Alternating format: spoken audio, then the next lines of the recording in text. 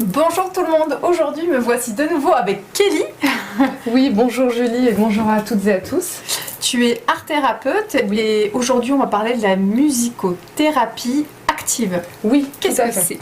Alors déjà la musicothérapie, dans un premier temps, comme son nom l'indique, on va se servir, on va utiliser tout ce qui est musique mais aussi tout ce qui est sonorité à des fins thérapeutiques. Très bien. Donc c'est une pratique de soins, de relations d'aide, d'accompagnement, de soutien, et voire de rééducation dans certains cas. D'accord. Et puis donc c'est l'utilisation de la musique et des sonorités comme moyen d'expression. Et puis ça s'adresse vraiment dans un cadre approprié à des personnes qui présentent des difficultés, des gênes, quelles qu'elles soient. D'accord. En fait. Là tu as parlé de rééducation. Oui. Est-ce qu'une personne qui a des problèmes sur, je sais pas, l'appareil phonatoire, c'est ça que tu veux dire? C'est que ça permet de rééduquer? Oui, tout à fait. D'entendre ou de réaliser de la musique avec la bouche ou avec ses mains? Oui. Ça peut aider. Des soucis effectivement au niveau du langage peuvent être atténués par exemple avec le son, avec la voix.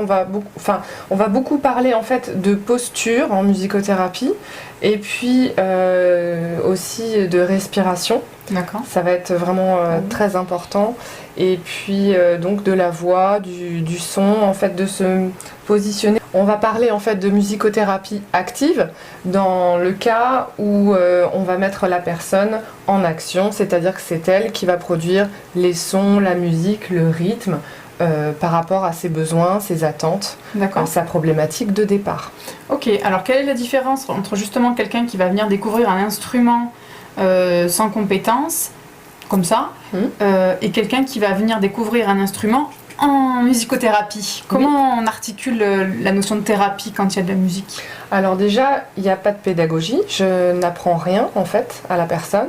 Alors dans le cadre de la musicothérapie active, on va pouvoir par exemple recevoir un enfant qui aurait des problèmes de colère, qui par exemple est très très actif, qui a besoin de s'exprimer beaucoup mais qui a du mal en fait à extérioriser de façon socialement correcte. Oui, oui. Et on va pouvoir peut-être extérioriser dans un premier temps, je sais pas moi par exemple avec des tambourins, des choses comme ça, et puis voir ce qu'il y a en dessous de cette colère.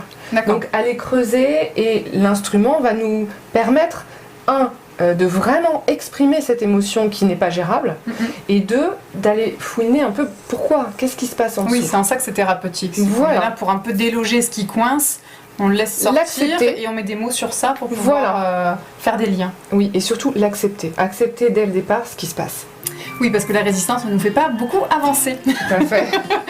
Merci beaucoup à toi, Kelly. Merci, Julie. Merci à vous, et n'hésitez pas à suivre la seconde vidéo sur le sujet musicothérapie réceptive avec Kelly encore. Merci. À bientôt. Au revoir. Au revoir.